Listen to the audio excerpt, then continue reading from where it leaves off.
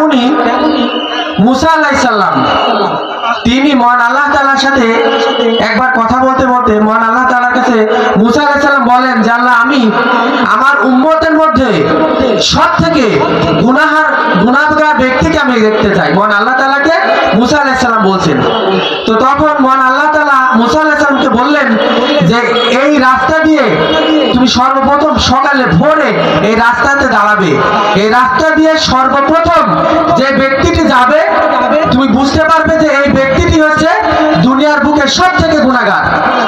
তো মুসা আলাইহিস সালাম এই মহান আল্লাহ তাআলার এই কথা শুনে পরবর্তী দিন যখন সূর্য উদয় হবে, সূর্য উদয় হলো, ঠিক তেমন সময় ওই রাস্তার মোড়ে দাঁড়ায় গেছে এবং মুসা আলাইহিস সালাম দেখলেন যে একটি লোক একটি বাচ্চা কোলে করে নিয়ে ওই রাস্তা দিয়ে চলে যাচ্ছে।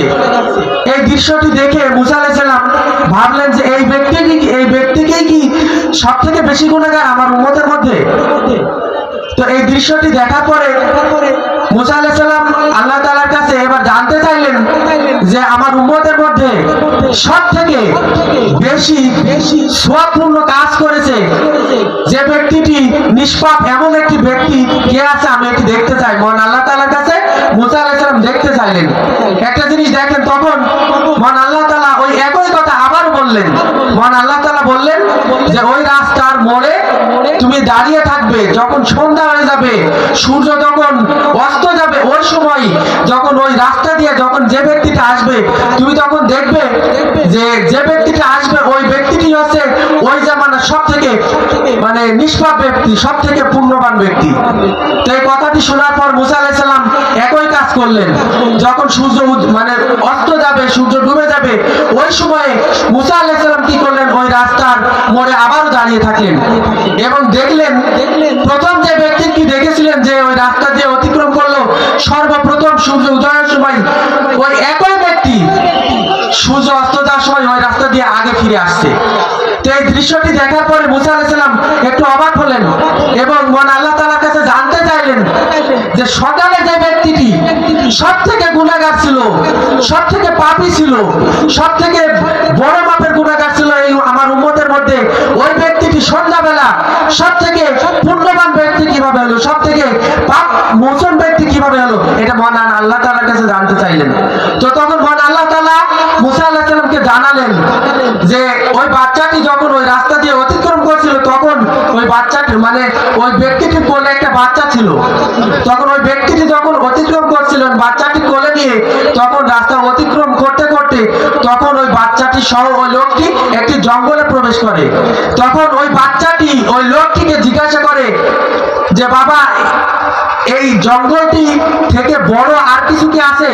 তখন ওই বাবা বলে যে এই জঙ্গলটি হচ্ছে অনেক বড়, সব থেকে বড় আছে এই জঙ্গল, এই জঙ্গলের থেকে বড় আরো কিছু আছে। তখন ওই বাচ্চাটি জানতে চাইলো যে জঙ্গলের থেকে বড় কি আছে? তখন ওই বাবাটি বলল এই জঙ্গলের থেকে বড় হচ্ছে ওই পাহাড়। তখন ওই বাচ্চাটি আবারও জিজ্ঞাসা করলো যে ওই পাহাড় তো অনেক বড়, এত বড় পাহাড়, এই পাহাড়ের থেকে বড় কি আর কিছু আছে? তখন ওই ব্যক্তিটি বলল যে হ্যাঁ, এই পাহাড়ের থেকেও অনেক বড় আরো কিছু আছে। তখন বাচ্চাটি জানতে চাইলো কি আছে?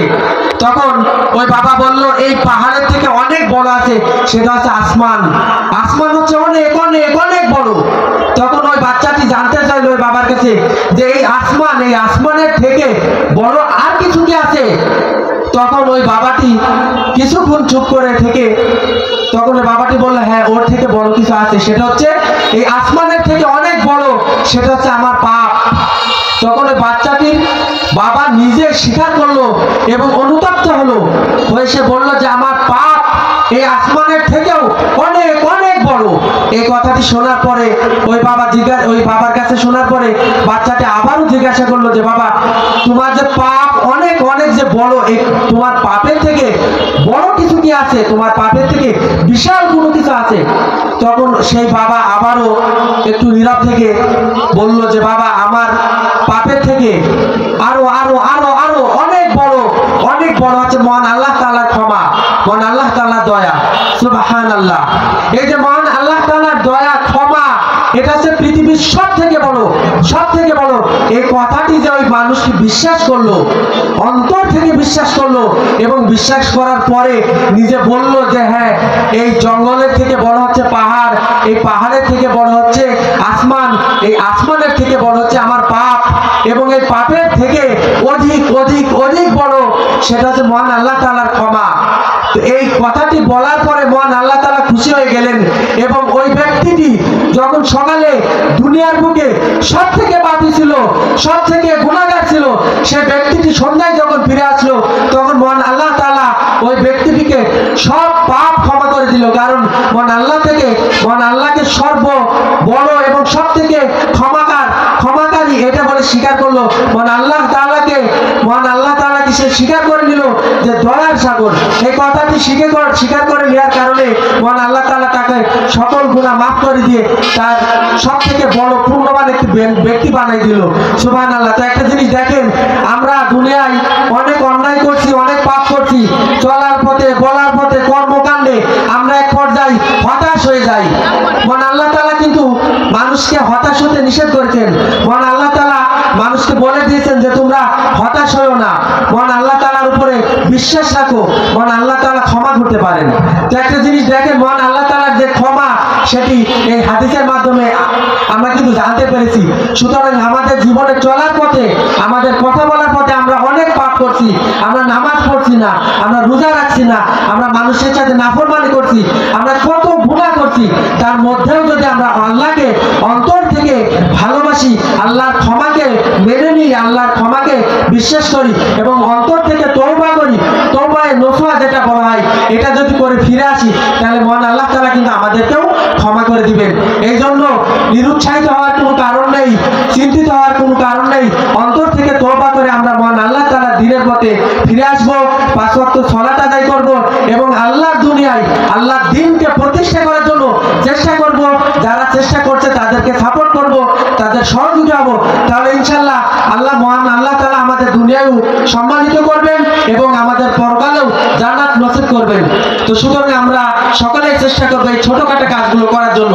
এই বলে আমি আমার সংক্ষিপ্ত কথা শেষ করছি। ওয়া মা তাওফিক ইল্লা বিল্লাহ। আসসালামু আলাইকুম ওয়া রাহমাতুল্লাহি ওয়া বারাকাতুহু।